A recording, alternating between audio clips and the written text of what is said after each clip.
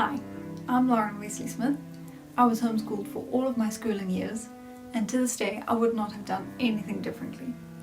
For primary school I followed a number of different syllabi, mixing and matching according to what my mom thought was best, with a heavy focus on literature in particular, in reading and just creating the desire to learn. And then later, for high school, I did the Cambridge International System. So I did a combination of AS levels and IGCSEs in order to get my matric exemption. And this allowed me to take subjects that otherwise I would not have been able to in South Africa, such as Spanish. I very strongly believe that homeschooling afforded me the time to develop my passions in a way that might not have been possible at school. So, primarily, as a musician, it gave me that time to practice, but also to gain exposure in the first place with homeschool outings, and my mom made a great effort to put classical CDs on for us to listen to. My other passion is literature, and by spending so much time reading with my mother and discussing, and also speech and drama, performing plays in a way that I don't think I would have gotten such an opportunity in school, really helped to shape me into the person I am today.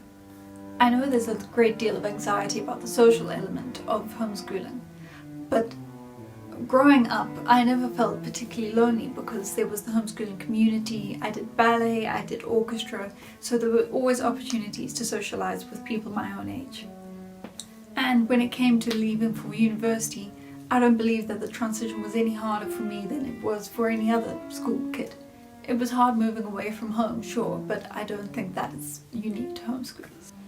In fact, I very quickly became one of the top students of my year, so academically there was no difficulty whatsoever, and socially it was much of a muchness, I believe. Homeschooling taught me to embrace all learning opportunities, even if they're not part of the coursework.